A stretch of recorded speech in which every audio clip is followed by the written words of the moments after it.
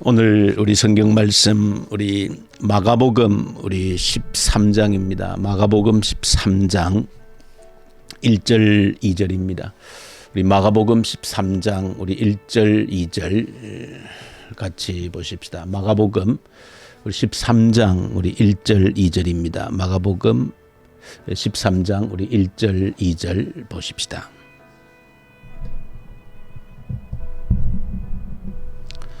마가복음 우리 13장 우리 1절 2절 같이 읽읍시다.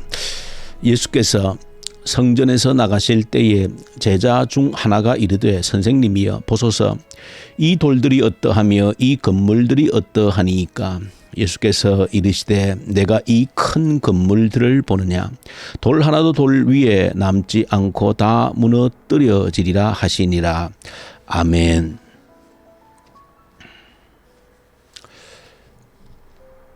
예수님과 그 제자들이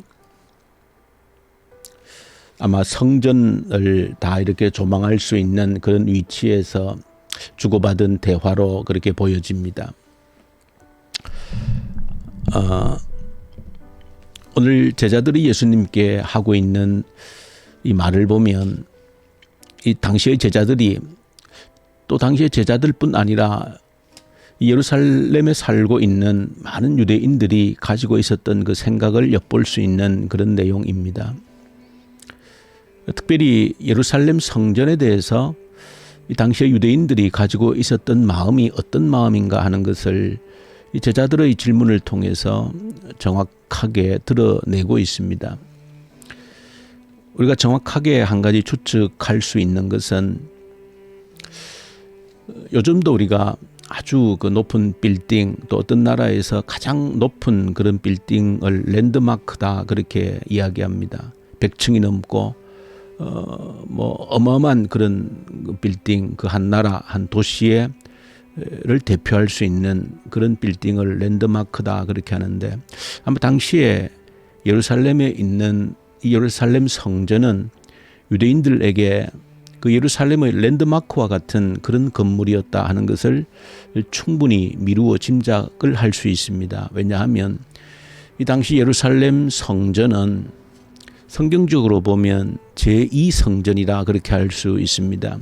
제1성전은 바로 솔로몬이 지었던 그 성전이 첫 번째 제1성전이고 제2성전은 이 백성들이 포로로 잡혀갔다가 70년 만에 다시 돌아와서 재건한 성전이 바로 제2성전인데 당시 예수님 오실 때까지 사실은 그 한 400년 동안 제2성전이 그대로 있었던 겁니다. 근데 그 제2성전이라고 하는 것은 제1성전 그 솔로몬 성전에 비하면 초라하기 이를 데 없는 그런 성전이다 하는 것을 성경이 보여줍니다.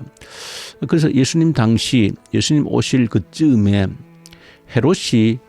헤롯 왕가가 이제 이 팔레스틴 예루살렘을 다스리면서 이 헤롯이 성전을 재건하는 다시 이렇게 아주 그 첫 번째 예루살렘 성전 그 첫 번째 제1성전 못지않게 다시 재건하는 그런 사업을 펼쳤던 인물이 헤롯 왕입니다. 물론 헤롯 왕이 성전 재건, 성전을 다시 크게 증축하는 이 일은 그가 어떤 신앙을 가지고 있었기 때문은 전혀 아니고 단지 그 헤롯 왕으로서는 그 유대인들의 어떤 여론, 신임을 받는 것이 가장 필요했기 때문에 유대인들이 가장 성경 중심으로 그렇게 살고 있었기 때문에 아마 성전을 아주 증축을 아마 예루살렘들의 그 마음을 읽었던 것으로 보여집니다. 그 예루살렘에 살고 유대인들은 그 초대 제1 솔로몬 성전에 대한 그 화려한 그 추억을 아주 전설처럼 내려오는 그런 이야기가 있었고 또 한켠에 유대인들이 그 제1성전에 비해서 초라한 제2성전에 대한 어떤 마음 아픈 그런 부분들을 가지고 있었기 때문에 아마 이 헤롯 왕으로서는 유대인들이 저렇게 초라한 예루살렘 성전을 보고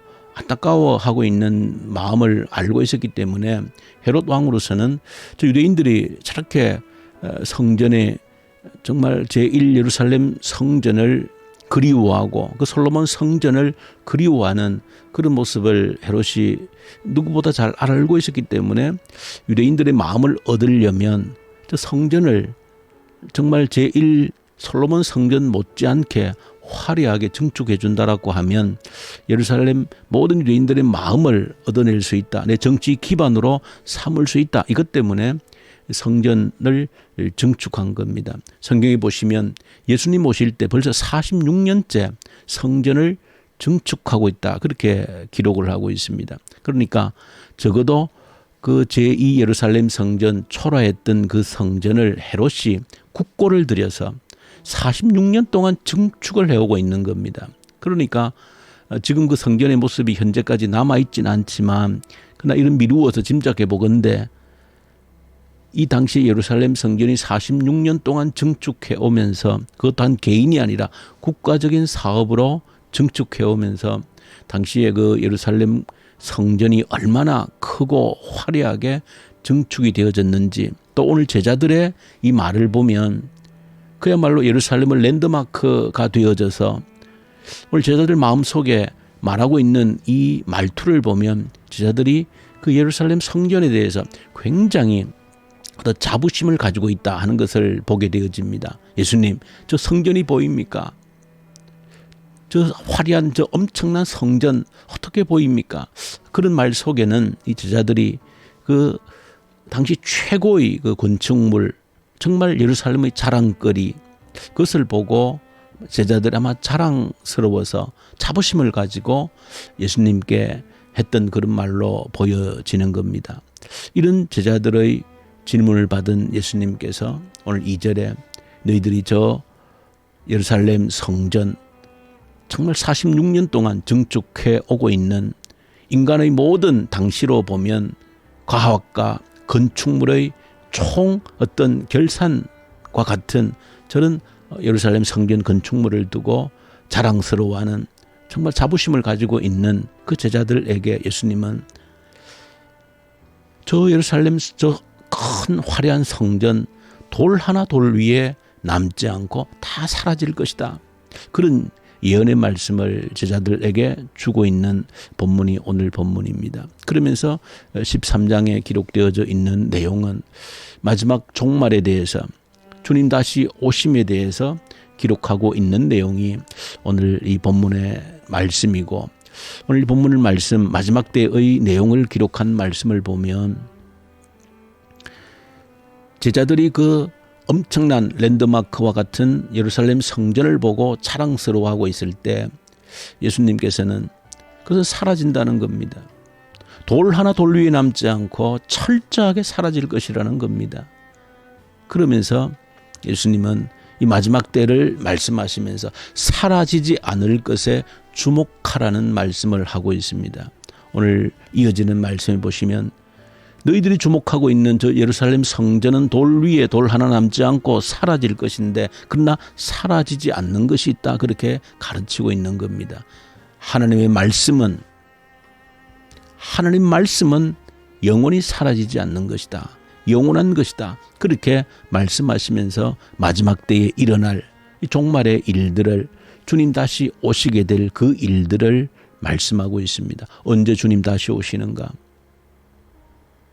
아무도 모르지만 천사도 모르고 누구도 모르지만 아버지만 아시는 일이지만 주님 다시 오실 터인데 땅끝까지 모든 사람들에게 복음이 증거되어질 그때에 주님 다시 오실 것인데 그 역사를 바라보고 우리가 이 역사가 가는 것인데 여기에 영원한 것은 아무것도 없다는 겁니다. 너희들이 보고 있는 저 예루살렘 성전 그렇게 자랑거리가 되어지고 인간의 기술과 과학의 그 결산물인 것처럼 너희들이 보고 있지만 사라진다는 겁니다. 그러나 사라지지 않는 유일한 것이 있는데 하나님의 말씀이라는 겁니다. 역사를 움직이고 있는 주님의 재림을 향해서 역사를 끌고 가고 있는 이 말씀 외에 사라지지 않는 것은 아무것도 없다. 그렇게 오늘 예수님께서 제자들에게 가르치고 교훈을 주고 있다. 또 여러분들이 어쩌면 마음속에 제자들이 가지고 있는 이런 마음들이 있지 않나 하는 생각이 듭니다.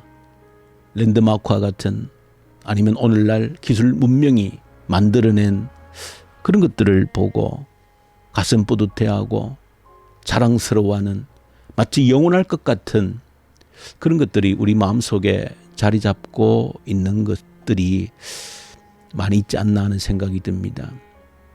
우리 마음속에 영원할 것 같은, 영원히 사라지지 않을 것 같은 그런 것들이 우리 마음속에 자리 잡고 있다 할지라도 주님께서는 아마 이 제자들에게 하셨던 말씀과 똑같은 말씀을 우리에게 하실 것 같다는 생각이 듭니다. 사라진다는 겁니다. 우리가 보고 있는 그 어떤 것도 영원하지 않고 돌 위에 돌 하나 남지 않고 철저하게 사라질 것이다. 영원한 것은 하나님 말씀밖에 없다. 다시 주님이 오신다는 것 외에 영원한 것이 없다. 땅 끝까지 복음이 증거되어지는 것, 이 사실 외에 영원한 것이 없다라고 하는 말씀을 동일하게 우리에게 하실 것이다 하는 생각을 가지게 되어집니다. 우리 짐 엘리엇이라고 하는 그 선교사가 있습니다. 그는 29살에 남미의 아마존의 그 미전도 종족에게 복음 전하러 갔다가 29살에 도착하자마자 순교를 당한 인물입니다. 그 짐 엘리엇이 29살에 미래가 촉망되는 그런 젊은이로서 한번 선교지에 갔다가 선교 제대로 한번 해보지도 못하고 바로 순교를 당했던 인물이 짐 엘리엇인데, 그가 이런 말을 남겼습니다. 영원한 것을 위해서 영원하지 않는 것을 버리는 것은 결코 헛된 일이 아니다. 영원한 것을 위해서 영원하지 않는 것을 버리는 것은 결코 미련하거나 어리석거나 헛된 일이 아니다. 그런 말을 남겼습니다.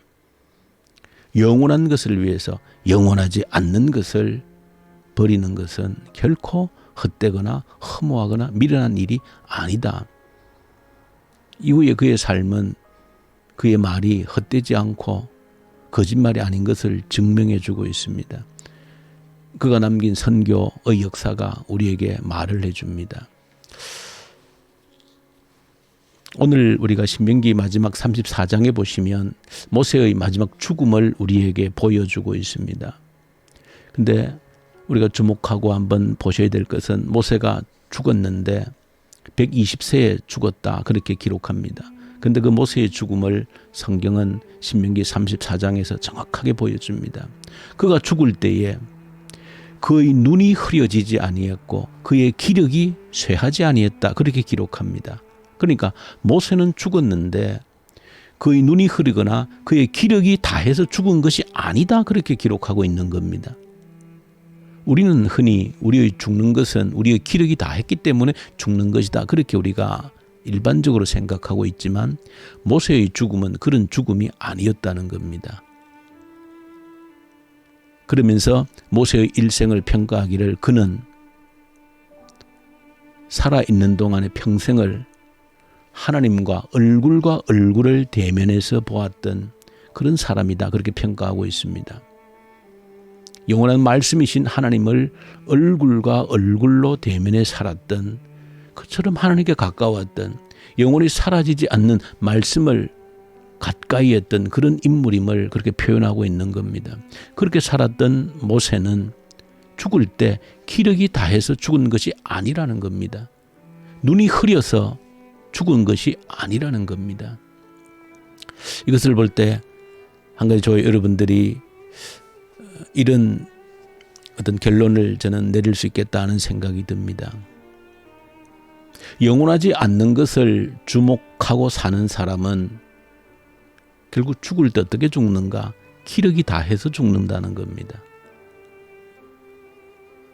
그 영원하지 않는 것을 주목해서 사는 사람은 결국 우리의 마지막이 기력이 다해서 우리의 삶이 결국은 영원하지 않기 때문에 죽는 것이다. 근데 모세의 삶이나 또 오늘 예수님께서 말씀하신 것을 주목해서 보면 영원한 것을 주목해서 사는 사람은 영원한 말씀을 붙들고 사는 사람은 우리의 이 땅 육신의 마지막도 기력이 다해서 죽는 것이 아니라 사명이 다해서 죽는 것이다. 모세처럼. 이 새벽에 저 여러분들 복된 기도의 제목을 붙들기를 원합니다. 우리의 육신은 곧 언젠가 그 생명이 끝이 날 것입니다. 물론 주님 오심을 이 땅에서 볼 수 있다면 더 큰 영광스러움이 없겠지만 주님의 재림을 이 땅에서 맞이하든 아니면 내 생명이 끝이 나든 올 터인데 둘 중에 하나가 분명하다는 것입니다. 영원하지 않는 것에 내가 일평생 집중하며 살다가 기력이 다해서 우리의 생명이 끝이 나든지 아니면 모세처럼 영원한 것을 주목해서 삶으로서 영원한 말씀을 붙들고 삶으로서 기력이 다해 죽는 것이 아니라 사명이 끝남으로 주님께 부름을 받는 그 삶이 얼마나 복된 삶인가 하는 것을 이 새벽에 한번 기억하고 나의 마지막이 모세처럼 이 땅에 영원하지 않는 것에 내 삶을 주목하지 않게 하시고 돌 위에 돌 하나 남지 않고 다 사라질 것들에 주목하지 않고 영원한 것에 주의 말씀에 깨어서 주목함으로써 기력이 다해 죽는 것이 아니라 사명이 다해서 주님께 부름을 받는 복된 죽음이 내 마지막 나의 죽음이 되게 해 주시옵소서. 이것이 이 새벽 저 여러분들 기도의 제목이 되면 좋겠습니다. 우리 주님 아버지 감사합니다. 나의 마지막 순간이 곧 다가올 터인데 내게 주어진 시간을 영원하지 않는 것에 주목하고 인생을 허비하지 않도록 도와주옵소서. 영원한 것에 주목함으로 말미암아 기력이 다해 죽는 것이 아니라 사명이 끝남으로 주님께 부름을 받는 복된 삶이 되게 해 주옵소서. 예수님 이름으로 기도 올려드립니다. 아멘. 하늘에 계신 우리 아버지, 아버지의 이름을 거룩하게 하시며 아버지의 나라가 오게 하시며 아버지의 뜻이 하늘에서와 같이 땅에서도 이루어지게 하소서. 오늘 우리에게 일용할 양식을 주시고 우리가 우리에게 잘못한 사람을 용서하여 준 것 같이 우리 죄를 용서하여 주시고 우리를 시험에 빠지지 않게 하시고 악에서 구하소서. 나라와 권능과 영광이 영원히 아버지의 것입니다. 아멘. 주신 말씀 가지고 간절히 기도하십시다. 영원한 것에 주목함으로 나의 사명이 끝나는 날이 이 땅을 떠나는 날 되게 해 주십시오. 그렇게 간절히 기도로 우리의 복된 마지막을 위해서 기도 올려드리십시다. 이 나라를 올려드리고 북한 땅을 간절히 이 새벽에도 올려드리십시다. 북한 땅에 고통받는 내 백성들에게 복음의 계절이 속히 오게 해 주십시오. 악한 정권이 곧 소멸되게 하십시오. 이 코로나 앞에서 우리의 믿음이 더욱더 견고해지는 징검다리가 되게 하십시오. 믿음을 결코 잃어버리지 않도록 도와주십시오. 간절히 기도하고 우리 교회를 위해서 오늘 특별히 중고등부 아이들 주님께 간절히 올려드리십시다. 우리에게 맡겨준 우리 중고등부 아이들, 가정의 부모가 또 교회 교사들이 우리 교회가 책임지고 우리 중고등부 아이들 말씀과 믿음 위에 굳건히 세워나갈 수 있도록 도와주십시오. 간절히 이 사명 감당해 달라고 기도 올려드리십시다. 선교 현장 우리 선교사님들 말씀과 성령으로 특히 이집트 인도 우리 사역자들에게 함께하여 주십시오. 그래서 간절히 기도 올려드리십시다. 기도하십시다.